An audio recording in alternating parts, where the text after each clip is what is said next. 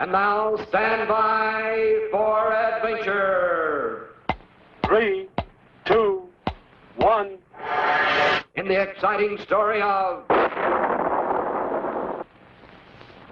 the Runaway Rocket.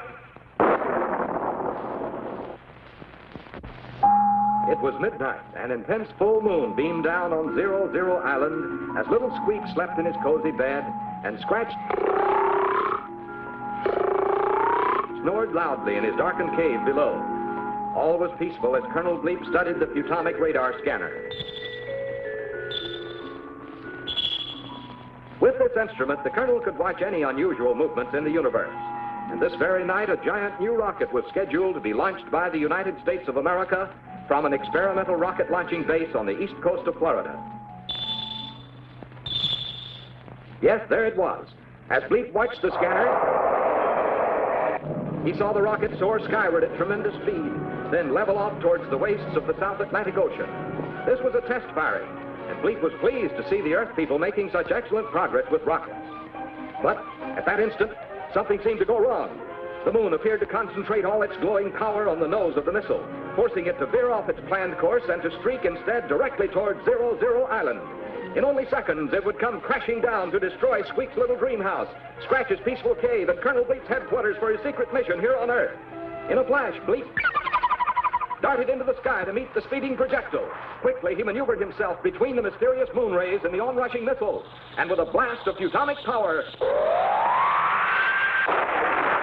he brought the rocket to a screeching halt in mid-air. Using his Futurian skill in the powers of reverse propulsion, Bleep safely returned the rocket to explore the launching site, ready for use in further test flights in the future. Then Bleep hurried back to his island base to begin some very serious thinking. What was wrong on this peaceful isle? Why had Scratch recently tumbled into the open jaws of a giant sea serpent to be nearly trapped forever deep inside?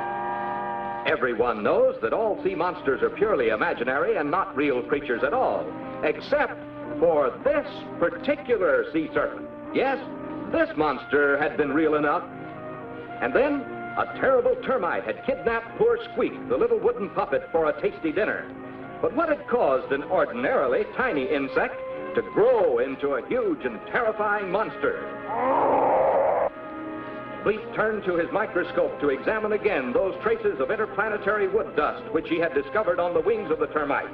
The Colonel was sure this strange substance held a valuable clue. And that runaway rocket, the way the moon had concentrated its rays on the nose of the device, you would have almost thought it was being guided by moon powers. Colonel Bleep was certain somewhere in outer space, a powerful and evil force was being directed against Bleep and his friends. But only one person in the entire universe had such evil power. That person was Dr. Destructo. But of course, Dr. Destructo was at this moment a prisoner in a space bubble anchored in the outer ring of Saturn. Or was he? Bleep had to be sure. He switched on his Futomic frequency transmitter and directed a secret code message to the Interplanetary Intelligence High Command on the planet Futura. Advise status of Dr. Destructo immediately. Soon, Bleep would have his reply.